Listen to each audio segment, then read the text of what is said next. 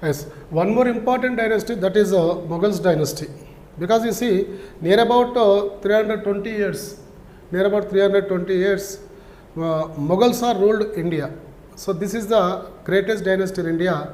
So here the founder, the Mughals dynasty founder was Jainuddin Muhammad Babur. So basically Mughals are two kinds.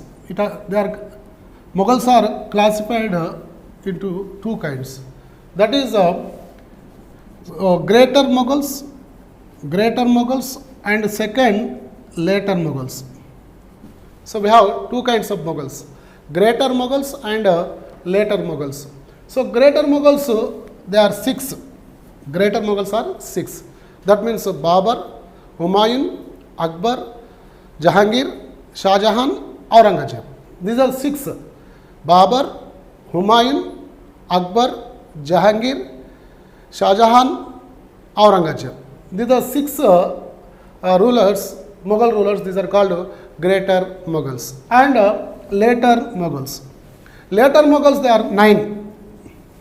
Actually 11, but two members they have not ruled long period. That's why accurately there are 9 later Mughals.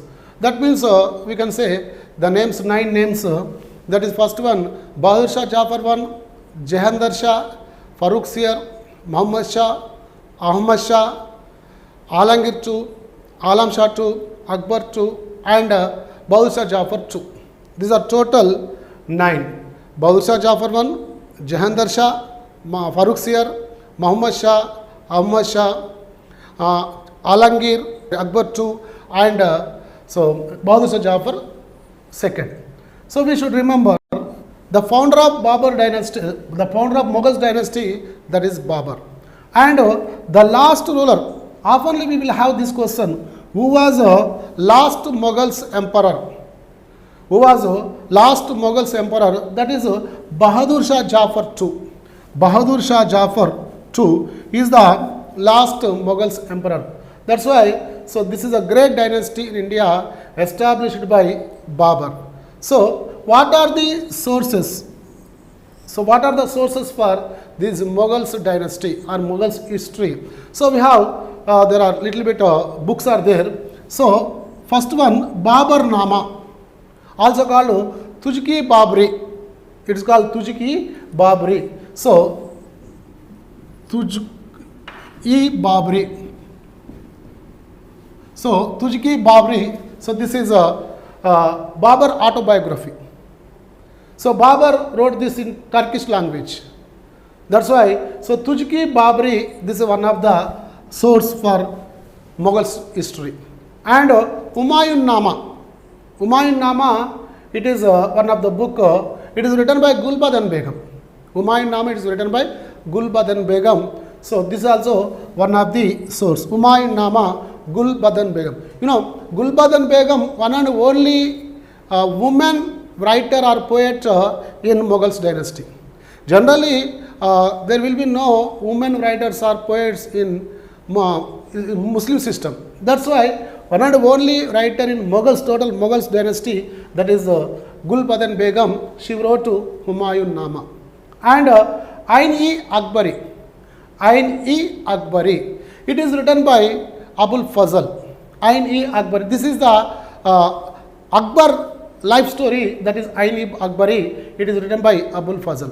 And Jahangir Nama, it is also Jahangir autobiography. Jahangir wrote his own autobiography, that is Jahangir Nama. So etc. books are there. This is mainly we can say, so Akbar Nama, that is 𝗬𝗪𝗏, Humayun Nama, Akbar Nama, and Jahangir Nama. These are the sources for Mughals history. And now we can take one by one. First of all, we have, that is Babur. So Babur is the founder of Mughals dynasty. So who was Babur? So what was the native place of Babur? So actually Babur, he was the Fargana. It is a small kingdom. It is in present in Russia, that is Turkmenistan area. Okay, so there is a small kingdom, that is Fargana. Fargana ruler was Babar father. So at the age of 11 years, Babar father was died. That's why at the age of 11 years, Babar became the ruler of Fargana. But so he has so many problems. His relatives created so many problems to Babar. That's why he escaped from Fargana. And in 1505, he occupied Kabul. Actually, Babar, he was a daring and dashing ruler because he attacked on India. So, because of his daring and dashing system. That's why you see, in 1505, he escaped from that Fargana area. Fargana, it is the small kingdom. So his relatives are created so many problems. He is not able to rule the country. That's why he attacked on Kabul, Afghanistan capital Kabul, and he occupied Kabul in 1505. That's why he became the ruler of Kabul in 1505.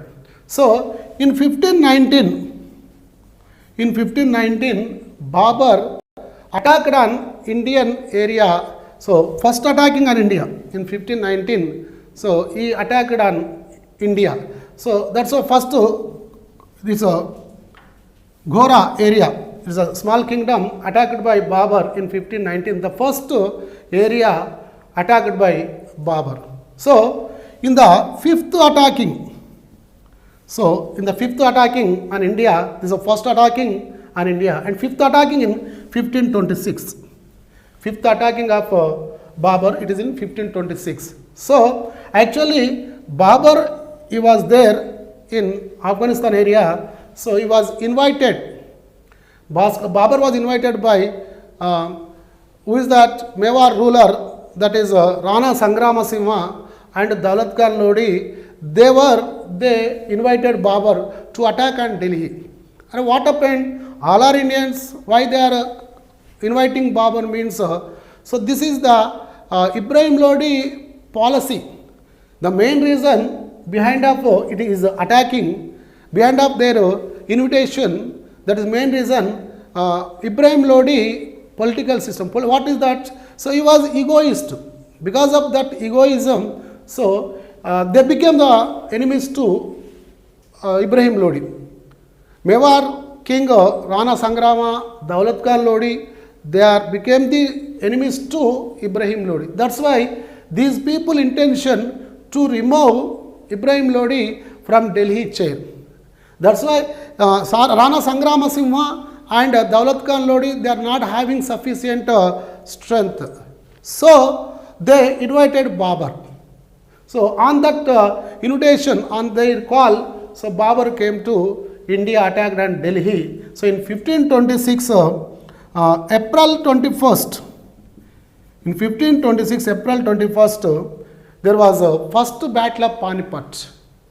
So everybody should remember first battle of Panipat, 1526. So okay, April 21st, if you remember or not remember, it is not a matter, but you remember 1526. This is first battle of Panipat.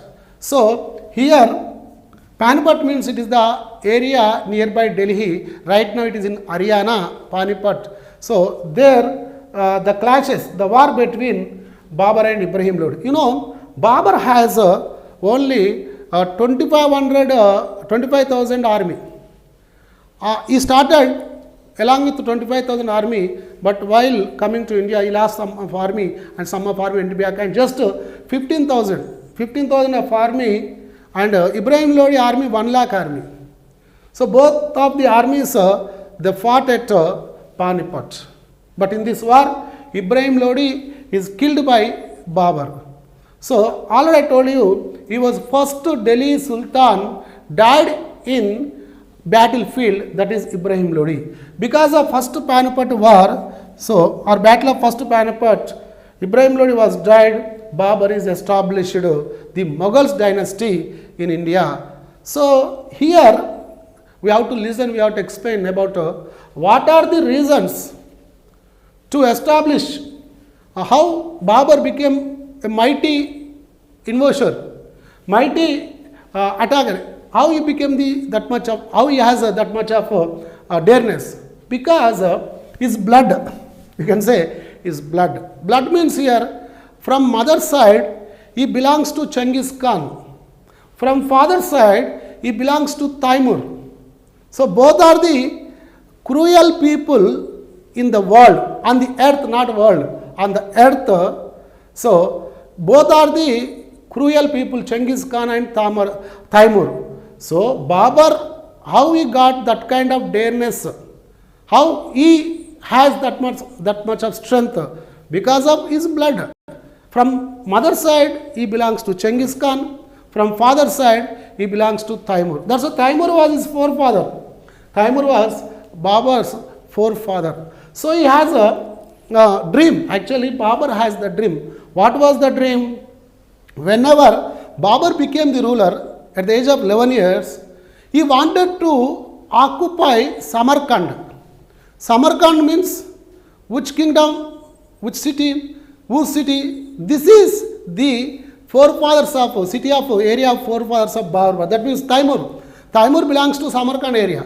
Samarkand actually, so Babur's forefathers kingdom. But it is occupied by other kings right now.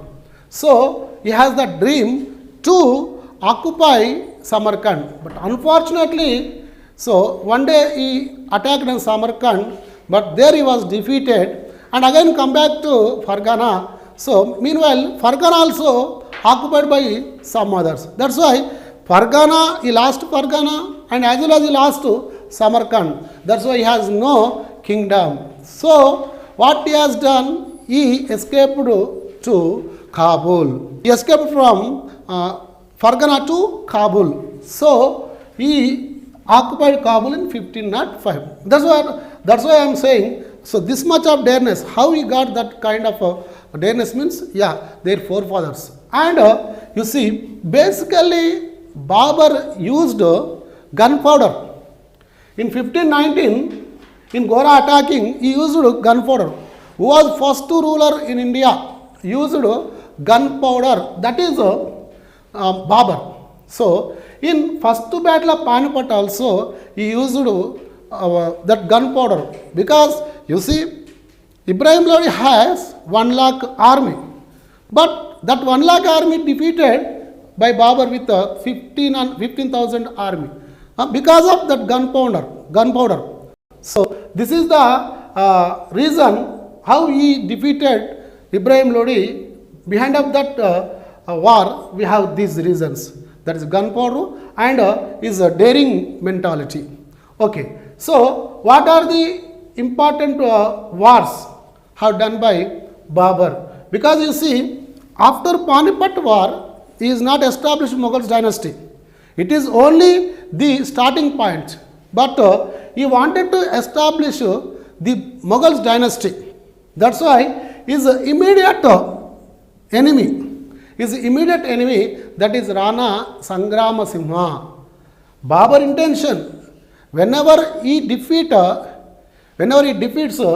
Rana Sangrama Simha, that is the conclusion of his attacking. That is a perfect system. If he defeats Rana Sangrama, then only he will have the satisfaction. In 1527, this is called Battle of Kanwa. Battle of Kanwa. It is called Battle of Kanwa.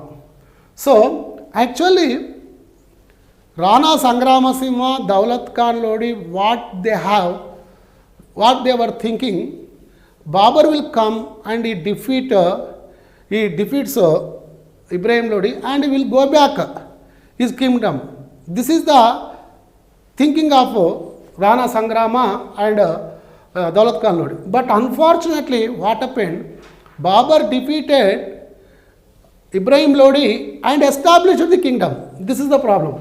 But Rana Sangrama Simha, he was thinking, if Babur went back, if he goes back, then I will capture Delhi. But it is impossible. Now, the main enemy to Babur, that is Rana Sangrama Simha. This is called the Battle of Kanwa. it is between Babur and Rana Sangrama Simha.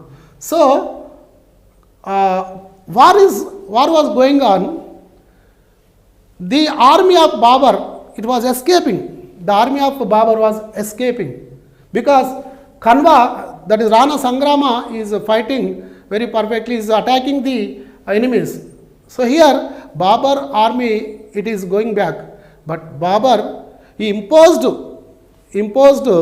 in the minds of army, Babur's army, what he said, it is jihad. He said that it is jihad, the war for the jihad, he called jihad.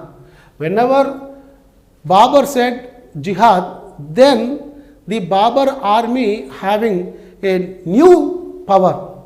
That's why again they fought with Rana Sangrama. In the battlefield, Rana Sangrama is injured. Later, Rana Sangrama was died. Then Babur defeated Rana Sangrama Simha in the battle of Kanwa. And now, in 1528, so it is called Battle of Chanderi. It is called Battle of Chanderi. So, third war, Babur's third war, that is the Battle of Chanderi. In 1528, this is the war between Babur and Medini Rai. Medini Rai was the Rajput ruler of Chanderi. So, there was a war between Babur and Medini Rai. So, in this war, Babur defeated Medini Rai.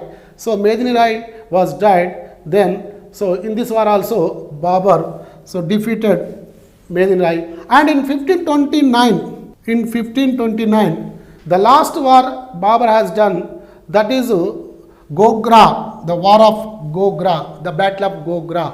Here, Muhammad Lodi, between Babur and Muhammad Lodi Nusrat Khan, these are the rulers of Bengal and Bihar. So, in between Babur and Muhammad Lodi Nusrat Khan, this Gogra war is completed. In this war also, Muhammad Lodi and Nusrat Khan was defeated and they were escaped. So, Babur here, in these 4 wars, Babur has done these 4 wars. We should remember first Panipat battle and Kanwa battle, Chanderi battle and Gogra battle. These are the wars of important wars of Babur. So he was strengthening. And he established Mughals Dynasty. So in 1530, unfortunately, in 1530, Babur was died. In 1530, Babur was died at the age of 48 years. At the age of 48 years, Babur was died. So here, Babur was a great establisher because you understand, so near about 332 years. So 332 years, near about 332 years, Mughals dynasty is ruled India, total India, vast India, because of Babur establishment. So Babur has the title, the Prince of Autobiographies. Babur has the title, the Prince of Autobiographies, because he wrote his own autobiography in Turkish language, that is 𝗬𝗪. 𝗬𝗪, this is a book of Babur, it is the autobiography of the Babur. So his tomb, it is in Kabul. So his tomb, it is in Kabul. This is the information about Babur. Next, we have his successor. Babur has the successor. Babur has 4 sons. Among them, elder was Humayun. And Humayun, Hindal, Asghar, Kamran. These are the 4 sons of Babur and 1 daughter, that is Gulbadan Begum. So 4 sons and 1 daughter. So next, Babur succeeded by Babur. After Babur, Humayun became the ruler of this Mughals dynasty. Babur, the successor was Humayun. He ruled from 1530 to 1540 and 1555 to 1556. So this is the administration during the period of administration period of Humayun. So Humayun is the elder son of the Babur. So Humayun means, actually Humayun, this name meaning was luckiest fellow or lucky fellow. So this is the meaning of Humayun, lucky fellow. But unfortunately in his life, no lucky anywhere. So he has so many, by faith, we don't know that, but he faced so many problems in the life, but his name means that is lucky fellow. But why? Because you see, the nearest persons, historians are saying that Humayun is a good human being, a good friend, but he was not a good administrator. He has no administrative skills. Because of that reason, so he failed in the administration and he faced so many problems. Because in the period of Humayun, his straight opponent was that 𝗧𝗪 𝗪. 𝗧𝗪 was the strongest ruler, good administrator, but his opponent too, he is the opposition to Humayun. Because of 𝗧𝗪, so he lost his power and he escaped from Delhi. So he lost the kingdom to 𝗧𝗪 𝗪. So he is actually he has not given the importance to wars, but he was the king. He has to do the wars. So in 1530 he started the attackings, but especially so in 1530 he defeated Malwa. Especially we have to take important dates. In 1537, Humayun so attacked on Chunar Fort. Chunar Fort, it is the richest fort. Okay, so it is under the control of 𝗧𝗪 𝗪. So Humayun attacked on Chunar Fort in 1537, but here 𝗧𝗪 was defeated by Humayun, but Humayun did the mistake. What is that? So its mentality, Humayun mentality, compromising mentality. That's why whenever he defeated 𝗧𝗪, then he has to kill them. But he has not done that kind of he has not done. So he has not killed. That's why just he did compromising. He has compromising with 𝗧𝗪. This is the problem. So that's why after Chunar attacking, after defeating of Chunar, so he went to Agra. Humayun went to Agra. So he was taking rest for near about 1 year. He has taking the rest there. He has been taking the rest there in Agra fort. So then, meanwhile, in this time, 𝗧𝗪 𝗪 became strong. He strengthened the army, and in 1539, there was war between 𝗧𝗪 and Humayun. This is called 𝗬𝗪 war. It's called 𝗬𝗪 war. So it is between 𝗧𝗪 and Humayun, 𝗬𝗪 war. Here also Humayun defeated and Humayun injured and he jumped into the river. So here Humayun is escaped. And in 1540, this is called War of or Battle of Cannauj.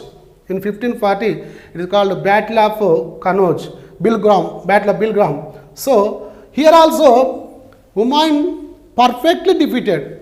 He perfectly defeated by 𝗧𝗪 𝗪, and he escaped to that is Sindh area.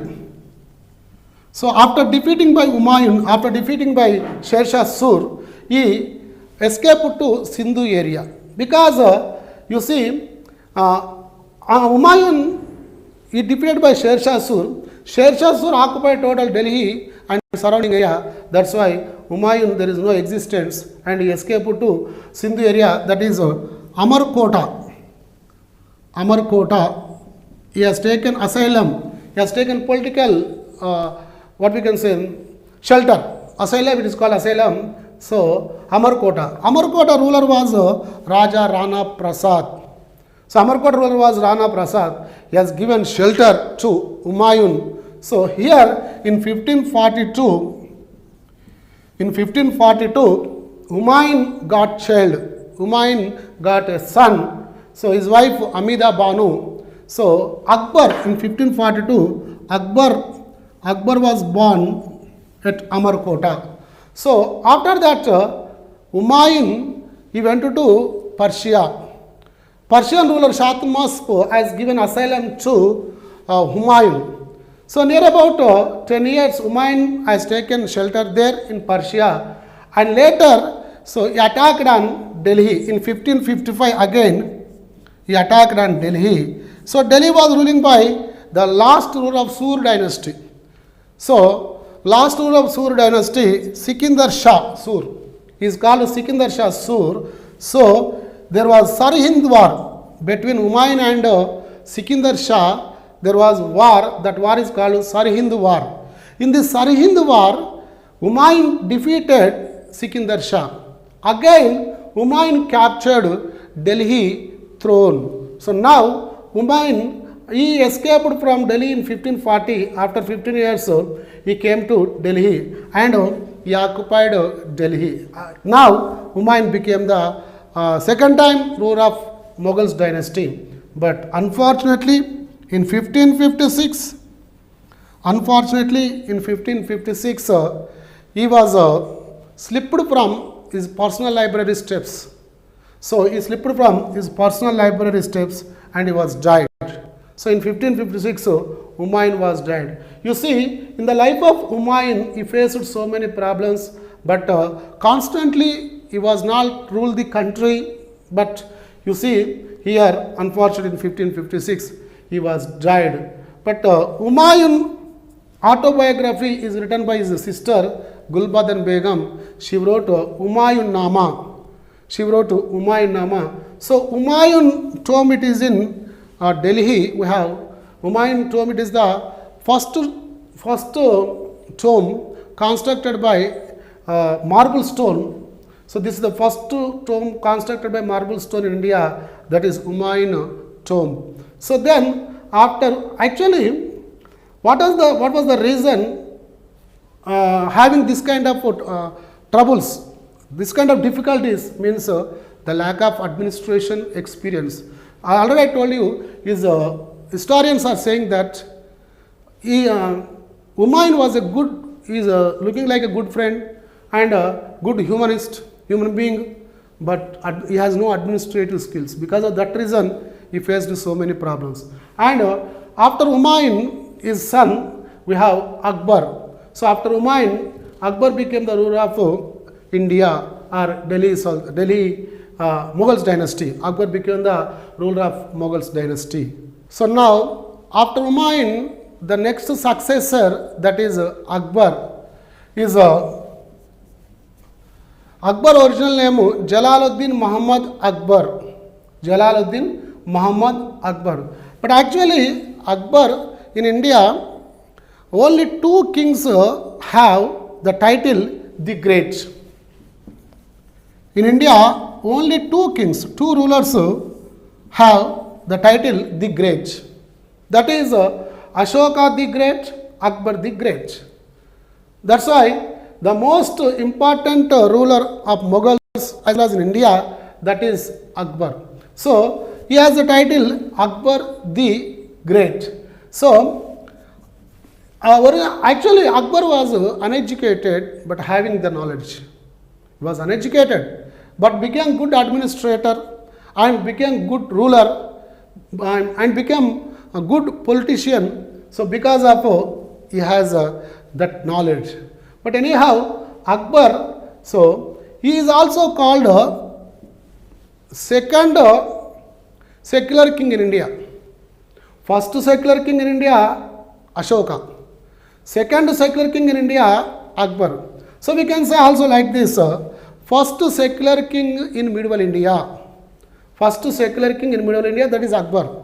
First secular king in India, in ancient India, that is Ashoka.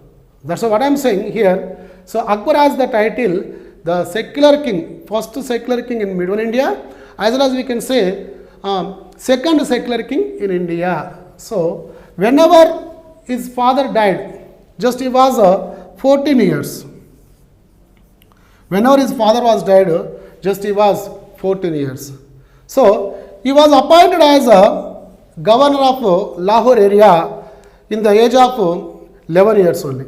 So he became the governor of that Lahore area and West Punjab. So whenever Humayun was died, Bairam Khan, his guardian and army chief also, Bairam Khan, so he announced as the ruler of India. He announced in Punjab, West Punjab, that area, Kalanauri area, that area, Bairam Khan, he constructed a dais. On the dais, from the dais, Bairam Khan announced that Akbar is the ruler of India, ruler of Mughals empire. So that is from Kalnauri area. And so Akbar and Bairam Khan they were moving towards Delhi. But meanwhile, in this short period, Delhi is occupied by Hindu king, that is 𝗧𝗦𝗔𝗧. So 𝗧𝗦𝗔𝗧, he has title 𝗧𝗦𝗔𝗧. 𝗧𝗧𝗧 was as a title 𝗧𝗦𝗔𝗧. So whenever Humayun died, 𝗧𝗦𝗔𝗧 attacked on Delhi and occupied Delhi. So he is the first and last Hindu king in medieval India. We should remember this point also. 𝗧𝗦𝗔𝗧 was the first and last Hindu king in medieval India. So whenever 𝗧𝗦𝗔𝗧 occupied Delhi, so Akbar came to Delhi along with Bairam Khan. Same place in 1556. In 1556, both of the army, 𝗧𝗦𝗔𝗧 army and Akbar army, they met at Panipat. So this is called Battle of Second Panipat. We should remember Battle of First Panipat and Battle of Second Panipat.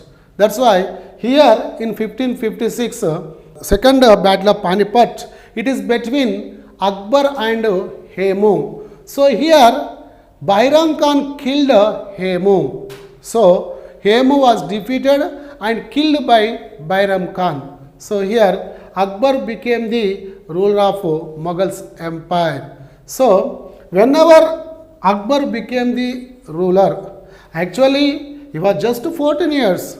That's why up to 1560,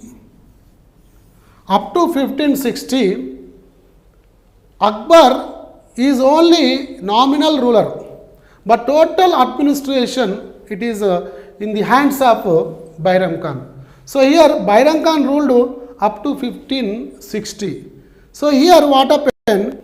Bairam Khan actually he belongs to Shia community. So Bairam Khan appointed his relatives, appointed as higher officials by his relatives.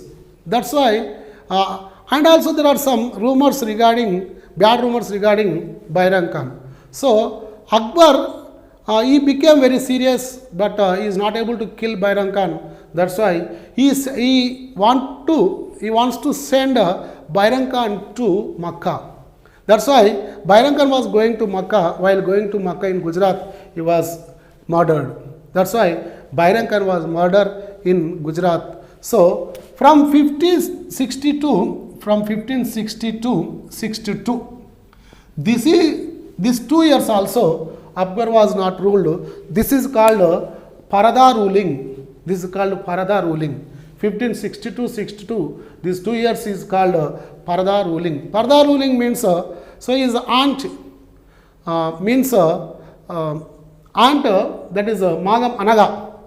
Magam Anaga, she ruled these 2 years. That is called Magam Anaga ruled these 2 years. This is called Parada administration or Parada ruling. From 1562 onwards, Akbar started the ruling directly. So Akbar, he started the invasions. He started the invasions from 1561 only. So in 1561, he attacked on Malwa. In 1561, he attacked on Malwa, and 𝗵𝗵𝗸 was the ruler of Malwa. He defeated by Akbar in 1561. The most important war in Akbar life in 1564. In 1564, this is the most important war. This is attacking on Gondwana. Attacking on Gondwana. So Gondwana attacking. Here Gondwana ruler Rani Durgavati. So everybody should remember Durgavati is first woman ruler faced Akbar. First Hindu woman ruler as well as first woman ruler. So Durgavati. So Durgavati was the Gondwana queen. Actually, her husband was died, but her daughter, her son is the minor. So Veeranarayana, he was a minor. That's why on the name of Veeranarayana, Durgavati ruling Gondwana kingdom. So here Akbar defeated Gondwana queen Durgavati. And one more important war, it is in 1598 and 1600. So here Ahmednagar ruler Chand Bibi. Here we should remember, in India there are two rulers faced Akbar. One is Durgavati, one more Chand Bibi. So Chand Bibi defeated and compromised with Akbar. These are the most important wars in the Akbar life. And last war in 1604, that is 𝗧𝗦𝗔𝗧 war. The last battle of Akbar life, that is 𝗧𝗦𝗔𝗧 war. So these are the wars of Akbar, but whatever is the great politician and great administrator, he has no education, although he became the great ruler. So especially by matrimonial relations, Akbar expanded the dynasty with matrimonial relations. So he married maximum Hindu ladies. In that ladies, first one Jodhabai. Akbar married first Hindu lady, that is Jodhabai.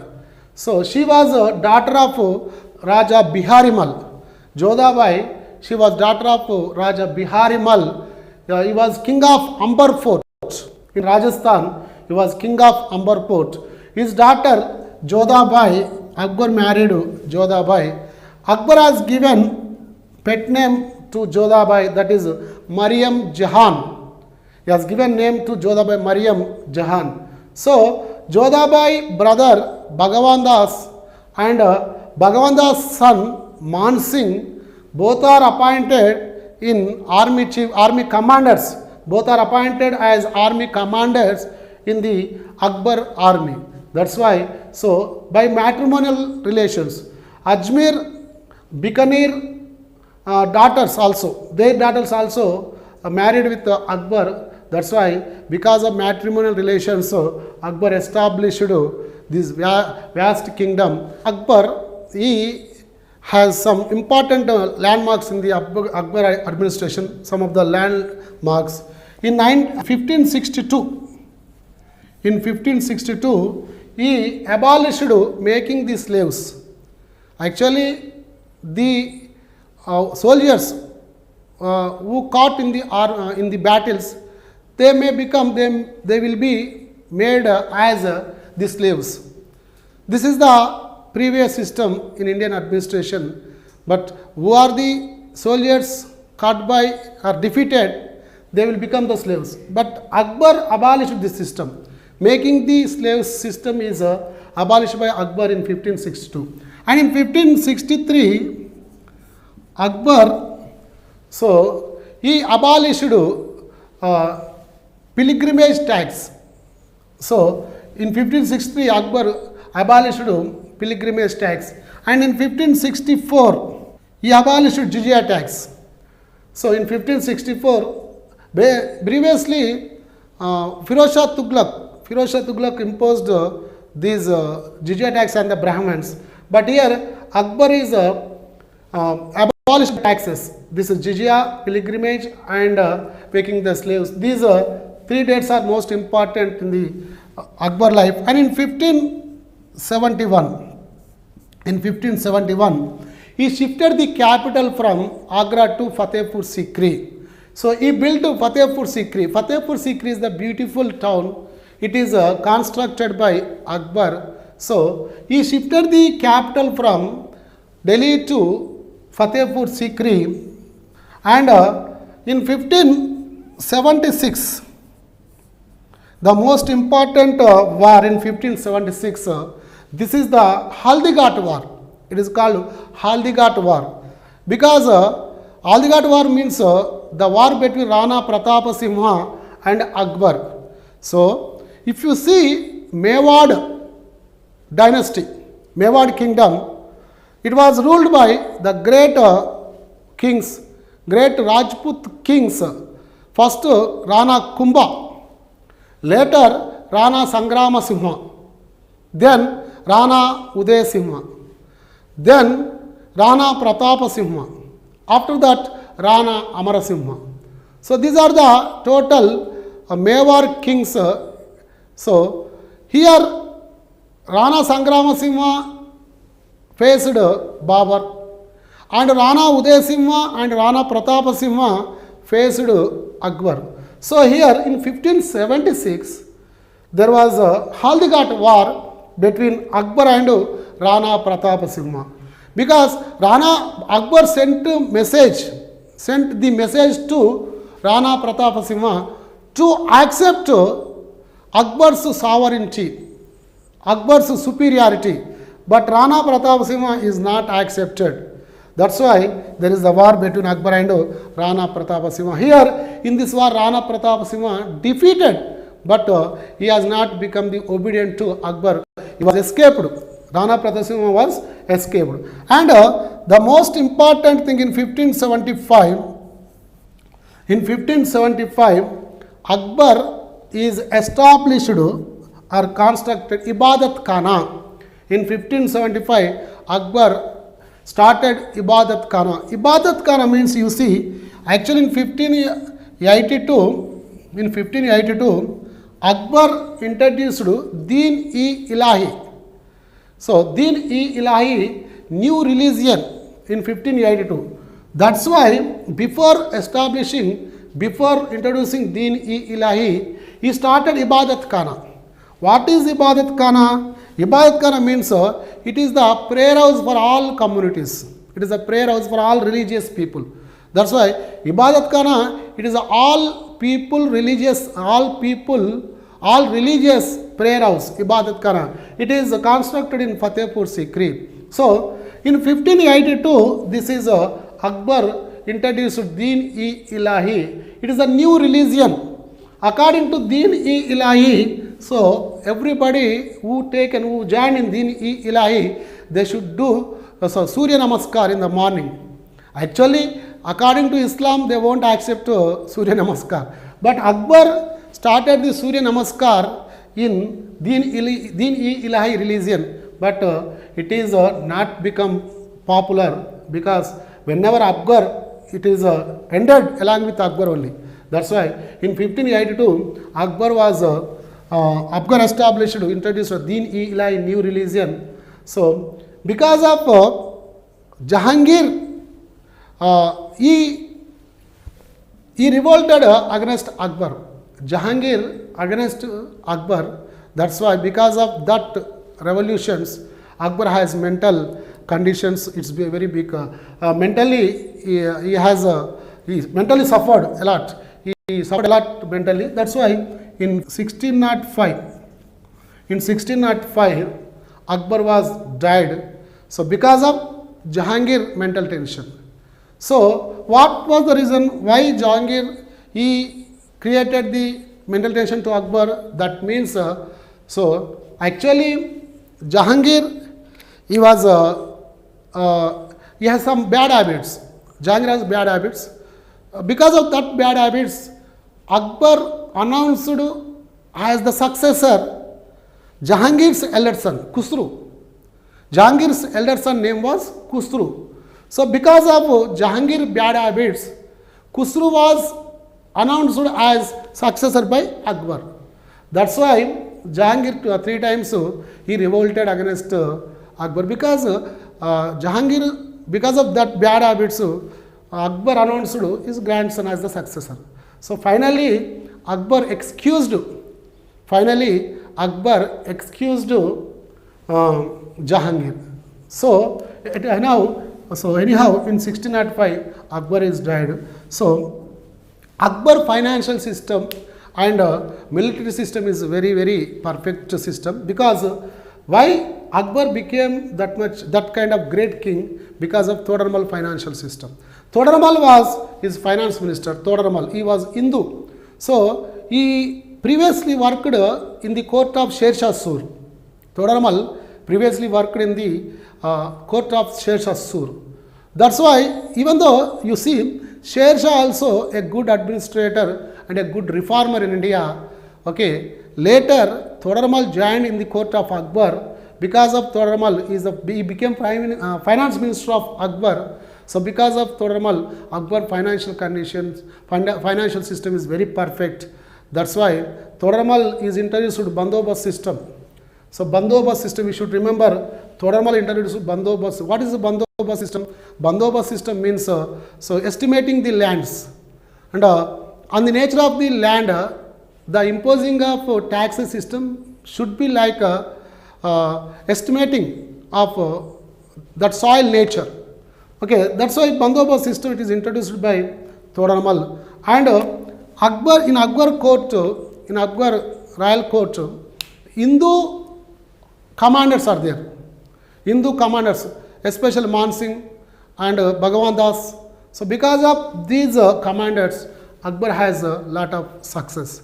So this is we should remember Deen-e-Ilahi, who introduced Deen-e-Ilahi new religion, that is Akbar introduced Deen-e-Ilahi. We should remember Deen-e-Ilahi Ibadat Kana. So these are the most important dates. Okay, and in 1579, one more date is there. In 1579, so Akbar built a Buland Darwaza.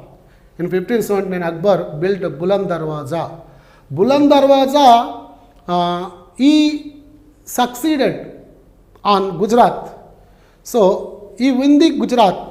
He attacked on Gujarat and in this attacking. That's why, because of that victory, he got the victory while attacking on Gujarat. He got victory against Gujarat. So because of that victory, he built a Buland Darwaza in Fatehpur Sikri. So in 1579, Buland Darwaza is the biggest door in India. So we will have this general question. Buland Darwaza is the biggest door in India, that is built by Akbar. So this is the information of Akbar. After Akbar, we have his son, that is Jahangir. Jahangir, actually this is a name given by Akbar. Actually his original name is Salim. His original name was Salim. Nuruddin Muhammad Salim Jahangir. His original name Nuruddin Muhammad Salim Jahangir. So Jahangir was the title given by Akbar. Actually Jahangir means who has victory, who caught the world. This is the title. Jahangir means who caught the world. So Salim is the different person, is the different ruler. So whenever he became the ruler, he introduced 12 laws. Whenever actually Jahangir is rejected by Akbar, but he revolted against Jahangir. But later Akbar excused him, and after Akbar he became the ruler. Whenever Jahangir became the ruler, he introduced 12 laws, promising laws. So he has given the promise to the people, I will introduce this kind of laws. But in fact, he has not implemented perfectly these laws. But anyhow, Jahangir introduced 12 laws, and also he arranged a brass bell. He arranged the bell, a biggest bell, at the entrance of royal court. Okay, the Jahangir's fort, entrance of Jahangir's fort. So if anybody has the problem, if they ring the bell, he will give instant judgment. That's why, so he arranged the bell and introduced the law. But in 1606, his son Khusru revolted against Jahangir. His son revolted against Jahangir because already I told you, Khusru, he was elder son of Jahangir. So he was son of Jahangir's first wife. Khusru was Jahangir's first wife son. Who was first wife? The daughter of Bhagwan Das. That means Jodhabai niece, that is wife of Jahangir. So Khusru was elder son of Jahangir. So he revolted against Jahangir in 1606. Okay, with the help of Man Singh and also fifth Guru Guru Arjan Singh. Guru Arjan Singh helped to Khusro to attack on Jahangir. But here Jahangir defeated both Arjan Singh and also Khusro. But what happened, you see, here Khusro is defeated and put in the jail. But Jahangir killed Guru Arjan Singh. So he killed Guru Arjan Singh. Because of this reason, Sikhs, they became the enemies to Mughals. The rivalry, the enemyship is started from this incident onwards. So, but in the life of Jahangir, so the most important fact, that is Nur Jahan, his wife Nur Jahan, he married her in 1611. In 1611, Jahangir married Nur Jahan. Who was Nur Jahan? Already his elder wife, his first wife, she was died, Khusro's mother. Later he married one more lady. But in 1611, so he married Nur Jahan. Nur Jahan was actually her original name Meher-un-Nisa. Nur Jahan original name was Meher-un-Nisa. She was a daughter of a Sardar. But there was a love story between Meher-un-Nisa and Jahangir. That's why Akbar, so he married with Meher-un-Nisa, marriage with 𝗪𝗁𝗄𝗧 𝗪𝗁𝗺. 𝗪𝗁𝗄𝗧, it is the name of 𝗪𝗁𝗺, Afghan Sardar 𝗪𝗁𝗄𝗧.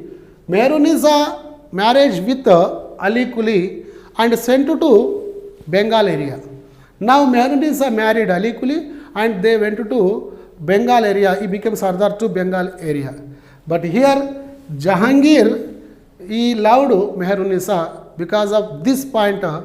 So Jahangir previously revolted. That's why he refused. Akbar refused Jahangir. But anyhow, in 1611, whenever Jahangir became the ruler, he went to Bengal and he killed 𝗪𝗁𝗄𝗧, husband of Meher-un-Nisa. So 𝗪𝗁𝗄𝗧 is killed by Jahangir, and Jahangir married Meher-un-Nisa in 1611. That's why in 1611 Meher-un-Nisa married Jahangir. In the life of Jahangir, this is the turning point, because Jahangir has taking the liquor, he has the habit to taking the liquor. So he has given the title. So he has given the title to Nur Jahan. First of all, he has given title to Meher-un-Nisa Nur Mahal. He has given the title to Meher-un-Nisa Nur Mahal. Nur Mahal means light of royal hall. So then later he has given one more title to Meher-un-Nisa, that is Nur Jahan. Nur Jahan means light of world. So this is a Nur Jahan title. So Nur Jahan, Jahangir, he became like a puppet in the hands of Nur Jahan. He restricted to a room only. But total political power has taken by Nur Jahan. So here she established junta. Nur Jahan established junta. Junta means here Nur Jahan father, Nur Jahan brother, Nur Jahan mother, and Jahangir's one son, it's Khurram, third son of Jahangir, that is Khurram. These four people have the group. That group is called junta. Total administration handed over by junta.